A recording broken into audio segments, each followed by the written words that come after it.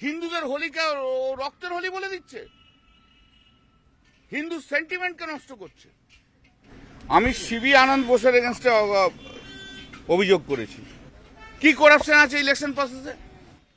অনেক অপকর্ম তো করে গেছেন 3 বছরে, সেই অপকর্মের লিস্ট দিতে গেলে অনেক বড় লিস্ট দিয়ে হয়ে যাবে। ভায়োলেন্সটা কোথায়? সিবি আনন্দ বোস বলে দিলে হয়ে গেল ভায়োলেন্স।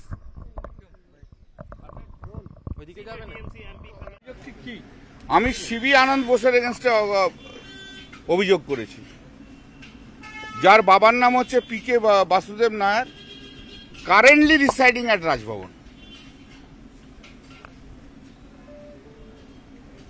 ঠিক আছে, কারেন্টলি রিসাইডিং অ্যাট রাজভবন, তাকে আমি তার বিরুদ্ধে অভিযোগ করেছি। অভিযোগগুলো হচ্ছে উনি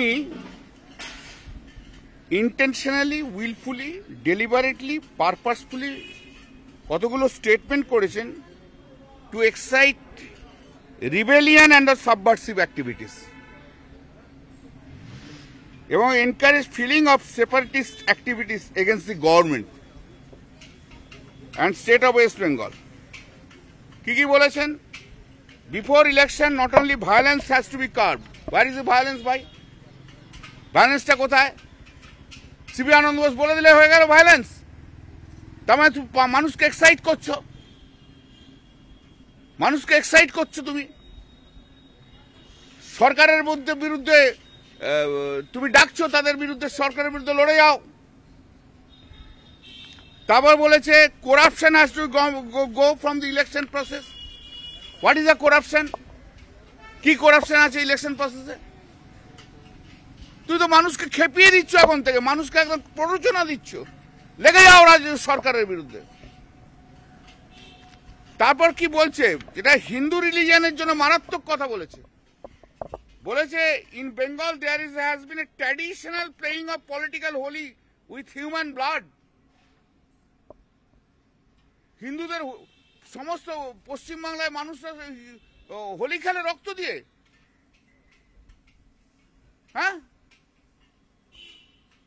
মানুষকে কতটা পরিচিত করছে। আর human Holi, Holi is a term, it is attached to religion.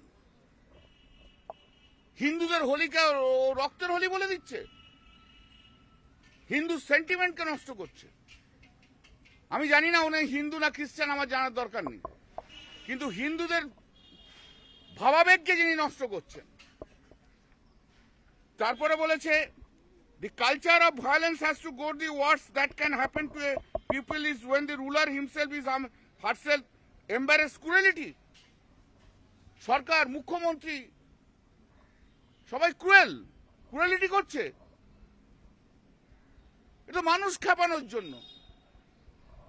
মানুষকে লেলিয়ে দাও রাজ্য সরকারের বিরুদ্ধে, মানুষকে লেলিয়ে দাও সমস্ত যে যার মতো করে আন্দোলন করতে, ভেঙে দিতে, ছুড়ে দিতে। এই সমস্ত স্টেটমেন্টের জন্য আরো অনেক আছে, অনেক 1 2 3 4 5, অতক্ষণ টাইম আপনাদেরও ধৈর্য থাকবে না। অনেক অপকর্ম তো করে গেছেন 3 বছরে, সেই অপকর্মের লিস্ট দিতে গেলে অনেক বড় লিস্ট দিয়ে হয়ে যাবে। তো কয়েকটা বললাম, সিবি আনন্দ বোসের বিরুদ্ধে করেছি, চলুক, দেখা যায়।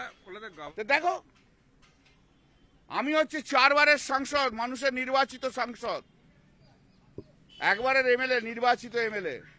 রাজ্য সরকার, কেন্দ্রে মুখ্যমন্ত্রী বসে আছে, মানুষের নির্বাচিত।